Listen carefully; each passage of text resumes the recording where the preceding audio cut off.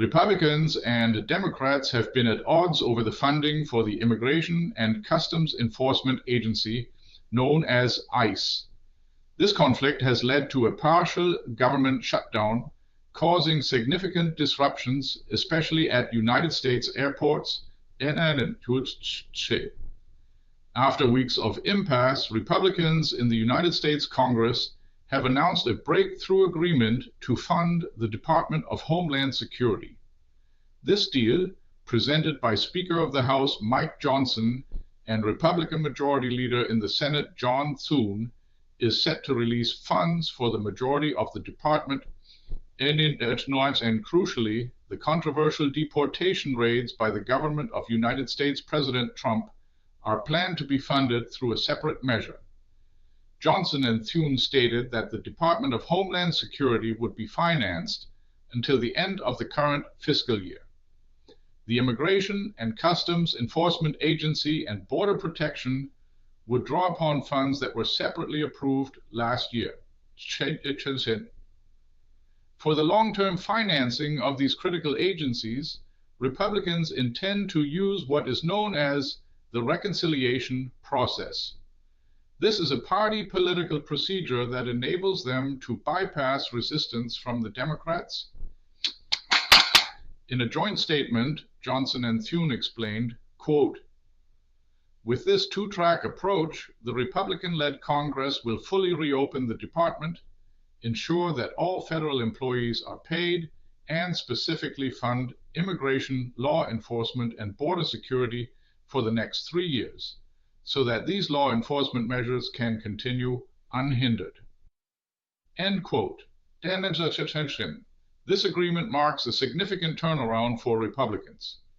Just days ago, House Republicans had rejected a similar proposal that had Senate backing. This reversal is largely attributed to pressure from United States President Trump. The unity among Republicans in both the Senate and the House could pave the way for a vote as early as Thursday, and notes on opposition. Democrats had previously called for stricter conditions for enforcement officers, including a mask ban, following the killing of 2 United States citizens during protests against ICE in Minneapolis in January. However, the Trump administration has not yielded to these demands, and the latest Republican agreement does not incorporate them. Despite this, Senate Democratic Minority Leader Chuck Schumer presented the agreement as a victory for Democrats. He stated, quote, "For days, divisions within the Republicans prevented a bipartisan agreement. The Democrats refused to let Republican chaos prevail." End quote. And as I have mentioned, the partial government shutdown, which has lasted for weeks, has had tangible consequences across the nation. It led to long queues at security checkpoints in major United States airports. Tens of thousands of Transportation Security Administration employees responsible for screening airline passengers, baggage, and cargo have been working without pay since mid-February. This dire situation resulted in numerous sick calls, resignations, and extended waiting times for travelers.